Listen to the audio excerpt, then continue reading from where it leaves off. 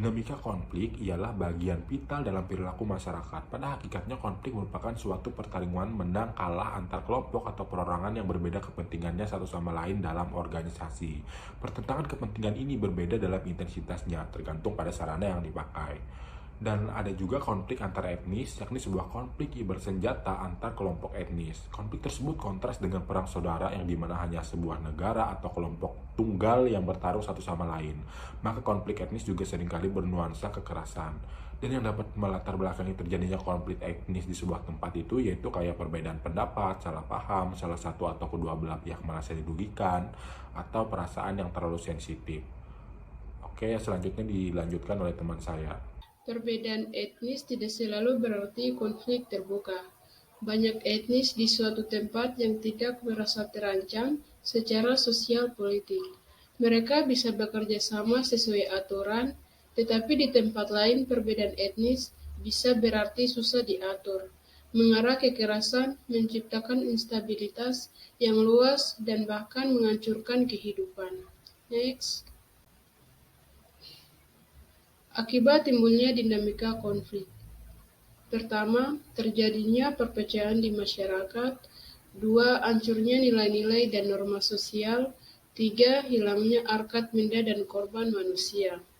Upaya melakukan penyelesaian konflik diantaranya adalah 1. Negosiasi, 2. Mediasi, 3. Litigasi, 4. Arbitrase. Upaya menghindari konflik antar ras. 1. Menjunjung tinggi rasa saling menghormati, menghargai perbedaan, tidak membudayakan membuli berdasarkan perbedaan ras.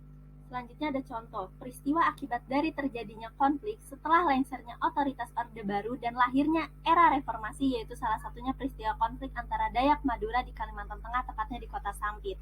Adanya penolakan masyarakat Dayak terhadap Madura dan menuntut mereka untuk meninggalkan wilayah Dayak. Pertikaian ini disebabkan karena pemerintah telah gagal mengendalikan dominasi etnis serta dalam penguasaan sumber daya yang harusnya sangat perlu dilakukan melalui serangkai kebijakan.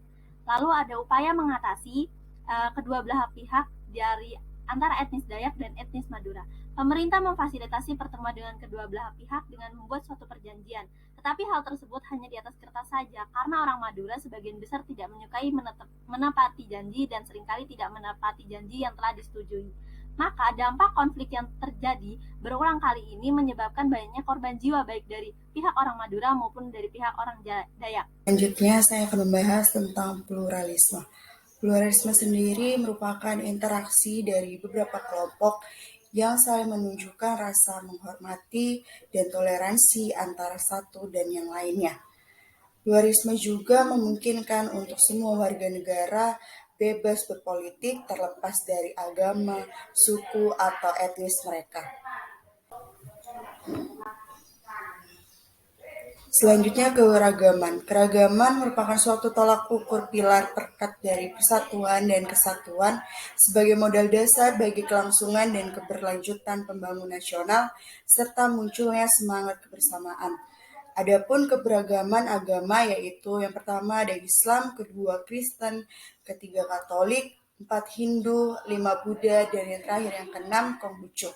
Prinsip dasar hidup bersama yang pertama, membangun tanpa perbedaan, kebersamaan dalam perbedaan, hidup rukun, toleran, tanpa kekerasan, tidak mudah tersinggung, dan yang terakhir jangan menimbul pikiran negatif.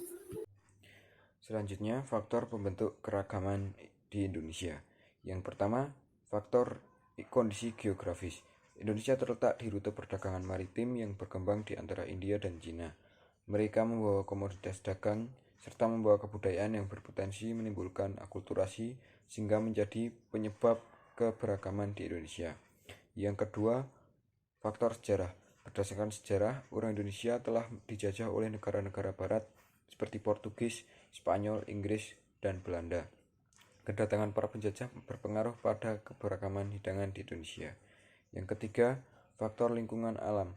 Adanya fenomena alam seperti gunung meletus dan gempa bumi menyebabkan banyak masyarakat pindah dari suatu daerah ke daerah lain. Penduduk yang datang dari daerah baru akan beradaptasi dengan penduduk setempat sehingga muncul kebudayaan yang baru. Selanjutnya yang keempat yaitu faktor iklim. Iklim yang berbeda antara satu daerah dan daerah lainnya menyebabkan keberagaman pencaharian atau jenis pekerjaan di Indonesia. Yang kelima, faktor agama. Ajaran agama yang disebarkan bangsa asing menimbulkan keberagaman agama di Indonesia.